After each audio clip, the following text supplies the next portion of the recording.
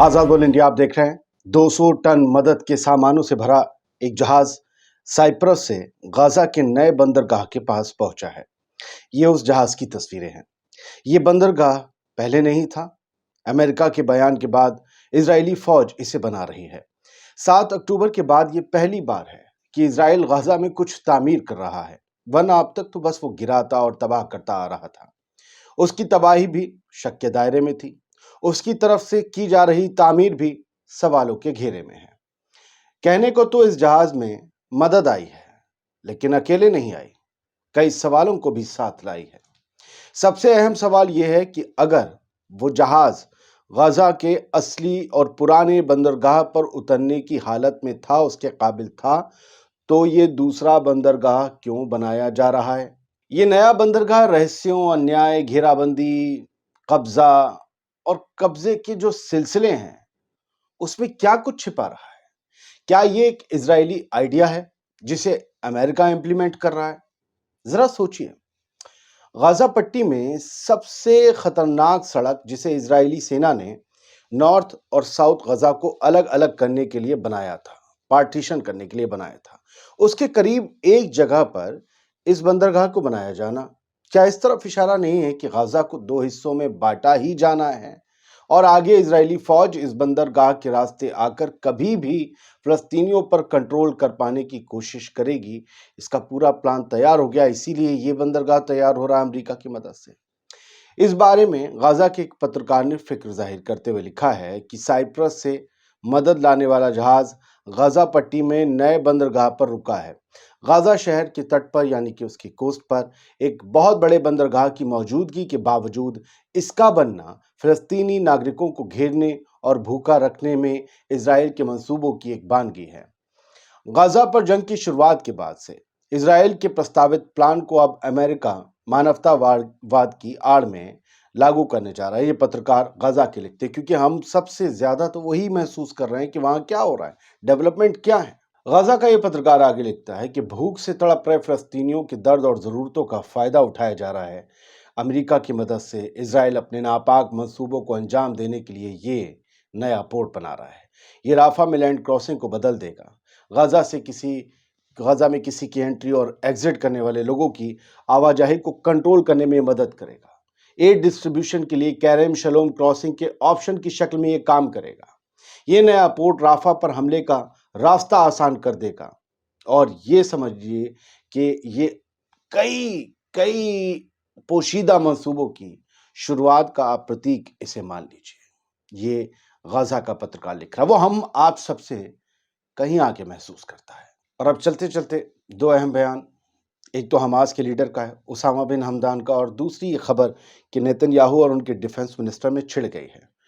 असल में उसामा बिन हमदान ने कहा है कि हमारे लोगों की सलामती के लिए और उनके वजूद के लिए हम लगातार लड़ रहे हैं, सीज फायर को भी तैयार है। और हमने कह दिया है कि हम सीज फायर सिर्फ इसी बिना पर जो है राजी होंगे सीज फायर के लिए कि पूरे दुश्मन की सेना गजा की पाक जमीन को छोड़ दे और रिलीफ कैंप्स जो हैं, रिलीफ ऑपरेशंस जो हैं, वो फौरन शुरू हो जाएं। The day after the battle in Gaza is completely Palestinian.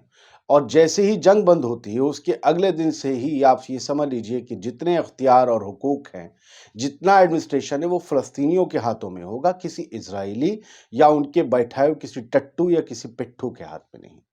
And the occupation और it's sponsors can not interfere with in it. और इजराइल या उसके कोई भी दोस्त या उसके स्पॉन्सर्स गजा के मामलों में मुदाखलत नहीं करेंगे। और जो भी गजा के एजेंट्स हैं, अगर कुछ गड़बड़ करते हैं, तो ये समझ लीजिए कि जो भी नतीजे होंगे फिर उसके लिए वो पूरी तौर पर जिम्मेदार होंगे। लिहाजा सीजफायर के लिए शर्तें यही हैं, कैदियों की अदला बदली के लिए शर्तें ये हैं: जंग रोको, परमानेंट सीजफायर करो, फौज बाहर निकालो और गजा में ह्यूमैनिटेरियन एड की बाढ़ आने दो। नेतन्याहू ने अपने डिफेंस मिनिस्टर को अक्यूज किया है या उन पर आरोप लगाए हैं कि वो हमारी सरकार को, नेतन्याहू की सरकार को अस्थिर कर रहे हैं। और वो किस तरीके से कर रहे हैं? असल में योआव गैलेंट पर उन्होंने इस तरीके का इल्ज़ाम लगाया कि वो जो एक नया बिल लेकर आए हैं नेसेट में यानी इजरायली संसद में, जिसके मुताबिक जो अल्ट्रा ऑर्थोडॉक्स हैं, मतलब कट्टरपंथी रूढ़िवादी जो रब्बी यहूदी हैं ना, वो टोपी लगाए रहते हैं, चुटिया बंदी रहते हैं, उन लोगों को जो आईडीएफ है, सेना है, आईओएफ है, उसमें भर्ती करने के लिए एक बिल लाए थे।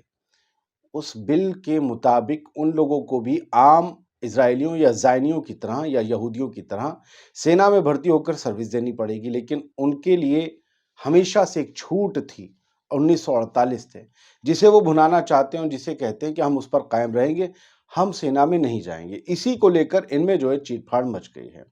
Gallant asked for few more days to reach an understanding. वो गैलेंट ने नेतन्याहू से कहा है कि मुझे कुछ और दिनों की मोहलत दो, हम लोग किसी ना किसी हल पर पहुंच ही जाएंगे, कोई ना कोई हल निकाल लेंगे। और वॉर कैबिनेट मिनिस्टर जो हैं बेनी गैंट्स, उसके साथ भी उन्होंने बात की, जबकि बेनी गैंट्स ने जो है इस बिल का अपोज किया था।